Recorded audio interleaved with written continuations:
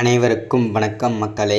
இந்த ஒரு வீடியோவில் நம்ம பார்க்க போகிறது என்னென்னா, அடுத்ததாக அரசு துறையிலேருந்து வந்திருக்கக்கூடிய ஒரு சூப்பரான அருமையான வேலைவாய்ப்பை பற்றி தான் இந்த ஒரு வீடியோவில் நம்ம தெளிவாகவும் துல்லியமாகவும் பார்க்க போகிறோம் மக்களே.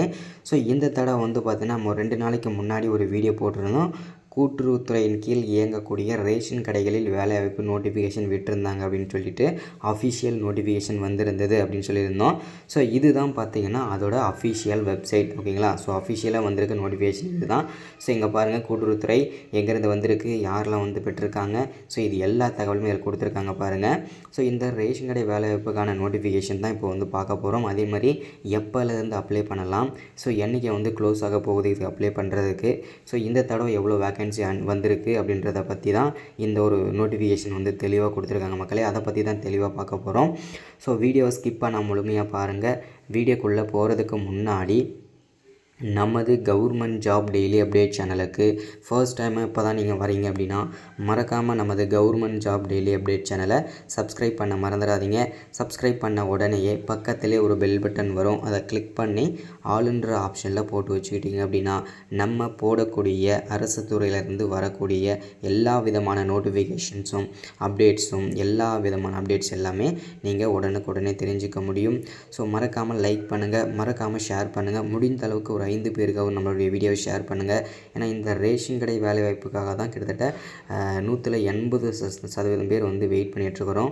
ஸோ ஒரு வழியாக இதுக்கான நோட்டிஃபிகேஷன் வந்தாச்சு. ஏன்னா இன்னும் ஒரு வருஷத்தில் தேர்தல் வரப்போகுது. அதனால் அதுக்கு முன்னாடி இந்த ரேஷன் கடை வேலைவாய்ப்பு கண்டிப்பாக ஃபில் பண்ணிடுவோன்னு சொல்லியிருக்கிறாங்க. ஸோ அதுக்கான அப்டேட் இங்கே கொடுத்துருக்காங்க பாருங்கள். மாவட்ட ஆட்சேர்ப்பு நிலையம் 2024ஆம் ஆண்டு மாவட்ட ஆட்சேர்ப்பு நிலையம் மூலம் பொது விநியோக திட்டத்தின் கீழ் செயல்படும் கூட்டுறவு நியாய விலைக்கடை விற்பனையாளர் மற்றும் கட்டுநர்கள் பணியிடங்களுக்கு பணியாளர்களை தேர்வு செய்வது தொடர்பாக வழிகாட்டு நெறிமுறைகள் தொடர்புறுத்தல் தொடர்பாக அப்படின்னு சொல்லிட்டு பொருள் கொடுத்துருக்குறாங்க. ஸோ இதில் தெளிவாக அஃபிஷியலாக வந்திருக்க நோட்டிஃபிகேஷன் இது தான். ஸோ நிறைய பேர் ஃபேக்கு, நீங்கள் வந்ததுக்கப்புறம் அப்டேட் போடுங்கன்னு சொல்லிட்டு நிறைய பேர் கேட்டிருந்தீங்க.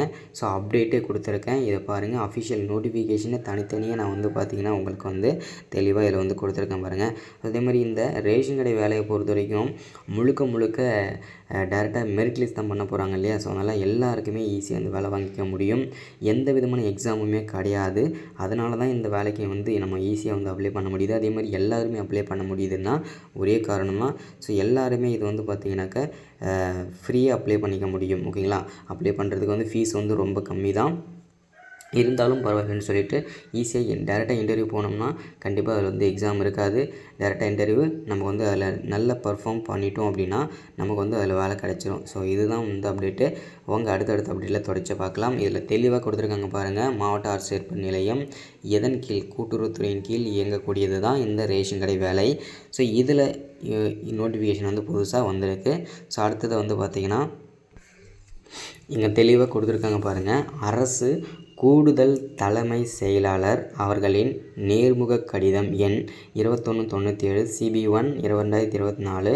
இந்த அப்டேட் பார்த்திங்கன்னா 26/06/2000 மற்றும் 23/9 அன்னைக்கு இந்த அரசாணை வெளியிட்டிருந்தாங்க.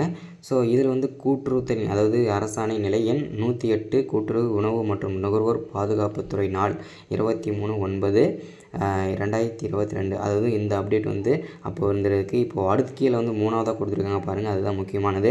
விற்பனையாளர் மற்றும் கட்டுனர் தெரிவு பணிகள் 2024 வெவ்வேறு கட்டு நடவடிக்கைக்கான கால வரையறை தெளிவாக இங்கே கொடுத்துருக்காங்க பாருங்கள்.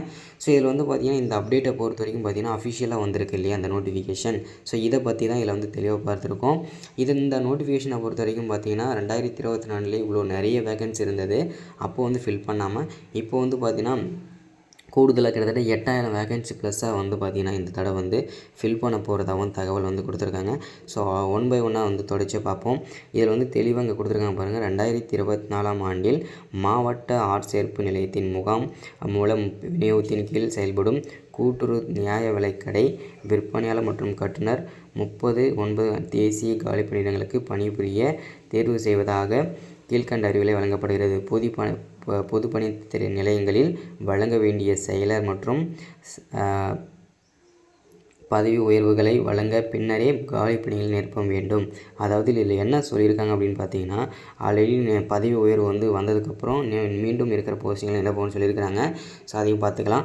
ஸோ இதனைத் தொடர்ந்து கீழ்நிலை பணிகளை நிரப்ப வேண்டும். இதன் பின்னரே விற்பனையாளர் மற்றும் கற்பனை பணியிடங்களுக்கு கணக்கீடு அறிவிக்கப்படும் அப்படின்னு சொல்லிட்டு தெளிவாக வந்து சொல்லியிருக்கிறாங்க.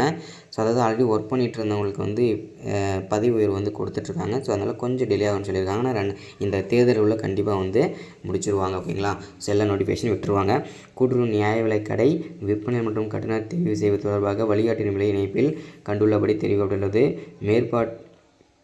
மேற்படி வழிகாட்டு நெறிமுறைகள் மற்றும் பார்வை எண் 3 காணும் விற்பனையாளர் மற்றும் கட்டுனர் தெரிவு பணிகள் 2024 வெவ்வேறு கட்ட நடவடிக்கைகளுக்கான காலவரையை ஆகியவற்றை வலுவாது பின்பற்றி விற்பனையாளர் மற்றும் கட்டுனர் நடவடிக்கைகள் 2024 உரிய விதிமுறைகள். இதுதான் பார்த்தீங்கன்னா அஃபிஷியலாக வந்த நோட்டிஃபிகேஷன். தெளிவாக என்னென்ன கொடுத்துருக்காங்களோ தெளிவாக ஒன் செகண்ட் நீங்கள் படித்து பார்த்துட்டு அதுக்கப்புறம் வந்து பார்த்தீங்கன்னா இது ஃபேக்காக உண்மையான்னு சொல்லிட்டீங்க.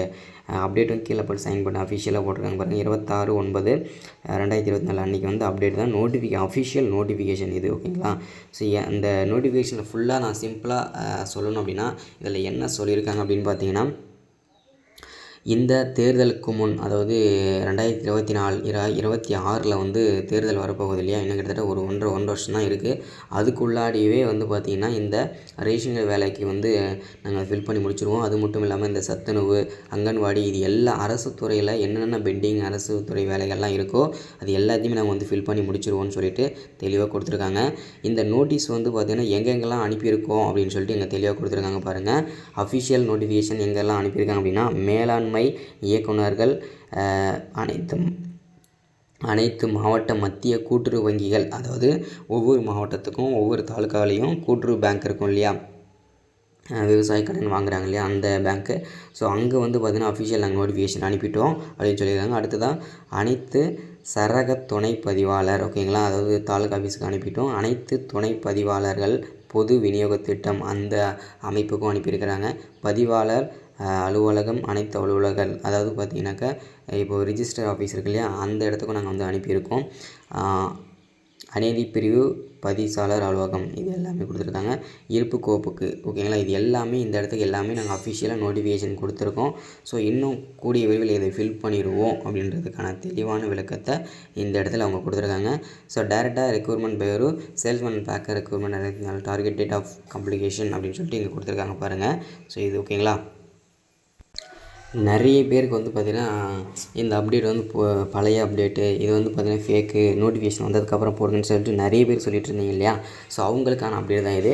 தெளிவாக இங்கே கொடுத்துருக்காங்க பாருங்கள். டிஆர்பி காம்ப்ளிகேட் மீட்டிங், அதாவது 8/10/2024 இன்றைக்கி வந்து பார்த்திங்கன்னா அன்றைக்கி டேட்டில், அதாவது இன்னும் வரப்போகுது அடுத்த அக்டோபரில் வந்து ஒரு மீட்டிங் அரேஞ்ச் பண்ண போகிறாங்க. அதில் வந்து பார்த்திங்கன்னா அனைத்து கூட்டுறவு பேங்க்கில் இருக்கக்கூடிய எவ்வளோ வேக்கன்சி இருக்குது ரேஷன் கடையில் அப்படின்னு சொல்லிட்டு அன்றைக்கி வந்து பார்த்திங்கன்னா இவங்க வந்து சப்மிட் பண்ணி ஆகணும் எல்லா கூட்டுறவுத்துறையும்.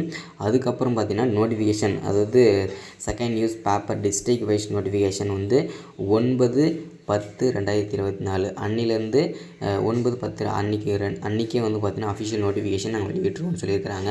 ஸோ லாஸ்ட் டேட் அப்ளை பண்ணுறதுக்கு வந்து லாஸ்ட் நாள் 7/11/2024 நீங்கள் அப்ளை பண்ணி முடிச்சிடணும் அப்படின்னு சொல்லிட்டு தெளிவாக சொல்லியிருக்கிறாங்க. ஸோ அதாவது கிட்டத்தட்ட 1.5 மாதம் டைம் இருக்குது. அதுக்குள்ளேயே நோட்டிஃபிகேஷன் வந்து அப்ளை பண்ணுற லிங்க் ஓப்பன் ஆகி அப்ளை பண்ணிட்டோம் எல்லாமே முடிச்சிடணும்னு சொல்லியிருக்கிறாங்க. ஓகேங்களா. ஸோ இதில் வந்து கடைசியாக கொடுத்துருக்காங்க பாருங்கள். அது எல்லாமே நீங்கள் வந்து ஜாயின் பண்ணுற டேட் 8/11. ஓகேங்களா. ஸோ இதில் வந்து பார்த்தீங்கன்னாக்கா லாஸ்ட் ஆஃப் லேயும் கொடுத்துருந்தாங்களே. அடுத்ததாக வந்து பார்த்தீங்கன்னா 8/11/2024 அதில் வந்து பார்த்தீங்கன்னாக்கா இது எல்லாமே நீங்கள் வந்து ஃபர்தர் ப்ராசஸிங் எல்லாம் முடிச்சு அதில் ஜாயின் பண்ணுற டேட்டிங்கு.